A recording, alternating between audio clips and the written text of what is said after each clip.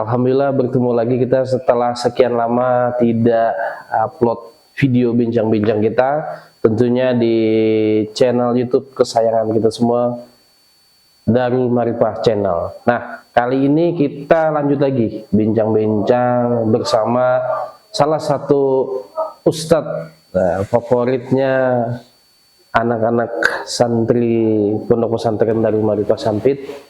Langsung aja kita panggil, beliau sudah ada di sini. Silakan Ustadz Ahmad. Silakan.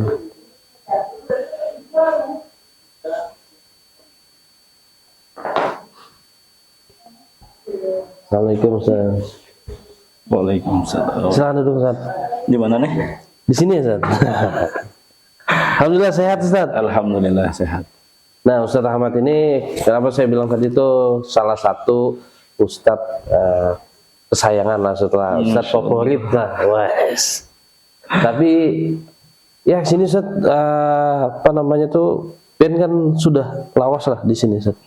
Kita kenapa di sini bercampur-campur itu bahasanya Ustadz? Baru sebentar. Oh baru sebentar. Oh di sini lah. Oh di sini Sidin baru sebentar.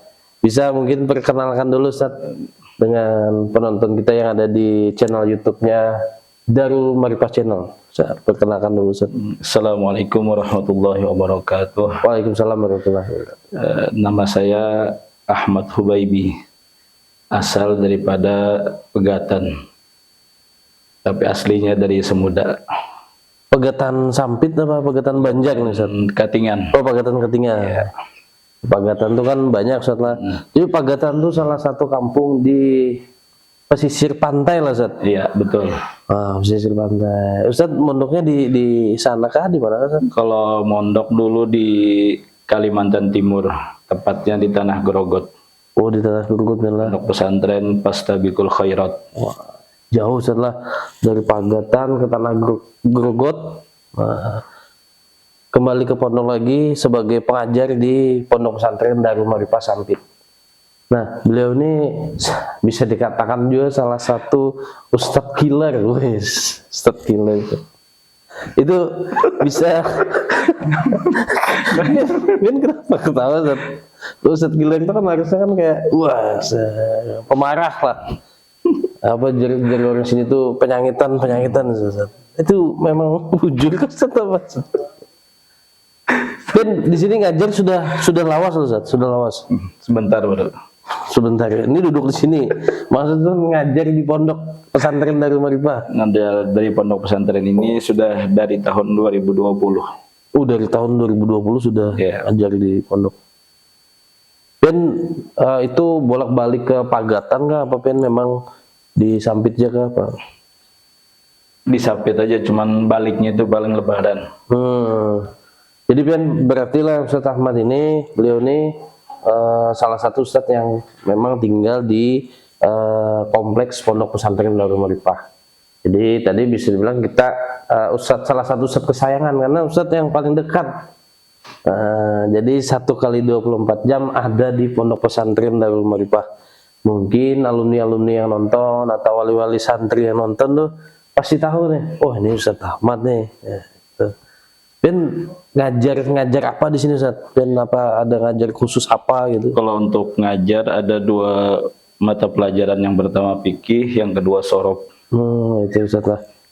Nah kalau di Pondok Pesantren Darul Marifah sendiri nih Ustaz, ini kan kita lawas nih kada upload bincang-bincang sama ustadz-ustadz di Pondok Darul Marifah karena sibuk menerima santri baru Ustaz lah. Tahun ajaran baru, penerimaan santri baru. Ini kayak apa Ustaz? Menurut Pian di tahun ini nih ada peningkatan kah untuk santri-santri yang memang atau anak-anak yang di luar sana yang berminat masuk pondok pesantren itu apa sudah mulai meningkat atau?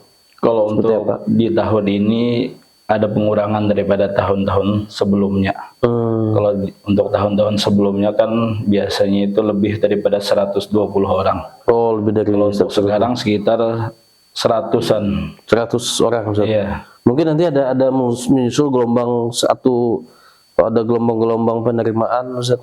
Untuk sementara sih belum ada lagi. Oh, belum ada. Tapi masih bisa mendaftar, Ustaz? Iya, masih bisa. Jadi buat wali-wali santri atau yang bingung nyari pondok di mana di Kota Sampit, bisa langsung mendaftar di Pondok Pesantren Darul Marifah Sampit, tepatnya di Jalan Cilikriwut kilometer 2,5. Iya. Nah, masih buka nih pendaftaran, Ustaz? Masih. Sampai ada batas waktunya? Kalau untuk batas waktu mungkin nggak ada.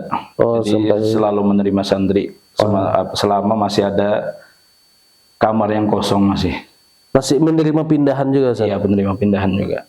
Nah, kalau Ustadz kan menerima banyak santri yang maksudnya di luar sana tuh yang tadinya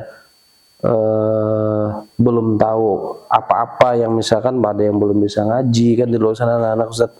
Maksudnya ada kesulitan kah menghadapi santri-santri baru atau memang menjadi tantangan tersendiri untuk Ustadz Ahmad? Ya, kalau sebenarnya sih menjadi kesulitan, cuman ya itu juga sih yang menjadi tantangannya buat kita para pengajar kan. Iya. Terutama bagi santri-santri yang belum bisa ngaji. Akhirnya kita mendidik mereka itu jadi 2 kali, ya. Yang pertama ngajarin ngajinya, yang kedua ngajarin kitab-kitabnya.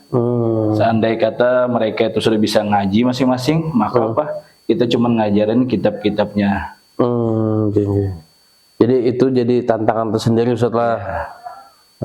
Tapi kalau misalkan Ustaz, ada santri-santri atau anak-anak sekolah di luar sana tuh di Darul Marifah ini jenjang tingkatannya dari SD kah atau dari SMP kah sampai SMA atau kayak apa, Ustaz? Kalau untuk jenjang pendidikannya itu dari SMP. Oh, dari SMP sampai SMA. Sampai SMA, Ustaz. Nah, kalau misalkan di luar sana nih, Ustaz, kadang kan ada mungkin ulun lah sebagai orang tua dari anak-anak lah, misalkan mungkin anak lu belum masuk pesantren, Ustaz. Jadi kalau menurut saran pian, Ustaz, supaya anak kita betah di pondok. Nah, ini kan kalau misalkan santri baru nih kan nggak ada yang kayak, aduh datang timbul, aduh kalau betah nih kayaknya lebih nyaman di rumah. Nah, itu yang mana, Ustaz? Pian menjadikan santri-santri ini sehingga bisa betah di pondok, Ustaz. Ya, kalau untuk sementara santri-santri baru kan, kalau untuk peraturan mungkin belum dijalankan bagi santri-santri baru supaya mereka itu ya betah lah di pondok. Masih mengenal lingkungan pondok. Lingkungan pondok kan. Jadi untuk peraturan sementara belum dijalankan. Peraturan cuma dijalankan untuk santri-santri lama dulu. Jadi yang baru ini masih longgar lah. Iya, masih longgar lah. Masih apa istilahnya tuh kalau di sekolah umum tuh masa orientasi siswa atau pengenalan sekolah. Seperti itu, Ustaz. Iya. Jadi selain daripada itu, Ustaz, untuk orang tua wali santrinya nih, Ustaz. Tadi kan dari pondok sendiri, dari ustadz-ustadz sendiri tidak langsung menertibkan aturan ke santri-santri baru agar supaya santri baru bisa betah di pondok. Nah, ini saran dan masukan dari Ustadz juga, gasan wali-wali santri yang mungkin lagi nonton atau calon wali santri, agar supaya anaknya nih ada kepikiran terus tentang rumah, lebih nyaman di rumah daripada di pondok, itu apa sarannya? Ya, mungkin sarannya kalau untuk wali santri itu ya pertama mensupport anaknya habis-habisan lah. Yang kedua yaitu apa, jangan terlalu sering juga dikunjungi, dijenguk. Walaupun ada memang himbauan kemarin boleh bagi wali santri baru untuk menjenguk santrinya selama sebulan penuh, setiap hari boleh. Tapi itu himbauan ya untuk mereka. Tapi ya kalau bisa ya dijarang-jarang atau jangan terlalu sering dijenguk, karena itu nanti bikin santri itu nggak betah. Karena apa, ketemu terus sama orang tuanya, sehingga apa, pengen inilah pengen itu, akhirnya apa, nggak betah jadinya. Ataupun juga bisa sering wali santri itu membawakan apa-apa yang dikehendaki oleh santrinya, itu juga jangan terlalu diturutin. Oh, maksudnya kayak pesanan kayak makanan, baju atau segala macamnya, Ustaz? Ya, kalau untuk baju sih nggak masalah. Yang pertama itu kan makanan itu. Jadi apa, biasakanlah mereka itu untuk makanan apa yang ada di pondok. Oh, jadi kalau misalkan terbiasa dengan makanan-makanan yang di luar itu maksudnya dalam artian ini Ustaz, yang menurut mereka kan yang sebagai anak-anak tuh ya, wah ini yang paling nyaman nih es krim apa gitu. Jadi kalau dituruti gitu Ustaz, jadi lebih wah lebih nyaman di luar nih gitu setelah. Oh, jadi mengsugestikan anak supaya nyaman di pondok.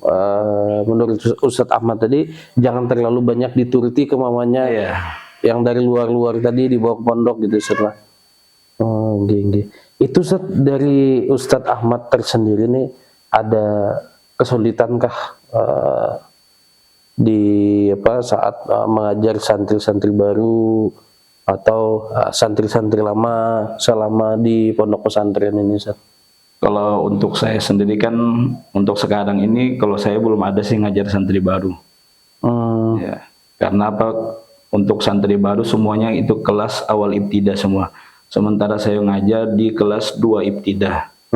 Adapun waktu kalau saya ngajar di kelas 2 ibtidah ya memang saya ada kesulitan itu tadi bagi santri-santri yang memang belum bisa ngaji atau ngajinya kurang lancar lah. Sehingga apa, kita menjelaskan kitab-kitab atau kita memberikan hafalan itu pasti banyak yang nyangkutnya. Oh, jadi harus belajar ngaji dulu setelah baru masuk hafalan-hafalan kitab-kitab. Iya. Kalau Ustadz Ahmad sendiri nih Ustadz, di luar sana nih kan mungkin ada orang tua yang ragu masih memasukkan anak-anak itu ke pondok pesantren Ustadz. Karena mungkin sebagian besar Ustadz, orang tua wali termasuk ulun juga mungkin kayak berpikiran bahwa masuk pondok pesantren tuh anak harus jadi ustadz Ustadz. Mungkin ada statement-statement atau pemikiran orang tua seperti itu Ustadz. Apakah kayak itu Ustadz? Atau kayak apa menurut Pian? Kalau untuk ya pemikiran mungkin dari orang tua atau wali santri, setiap anak yang sekolah di pondok pesantren harus jadi ustadz, itu sebenarnya nggak benar.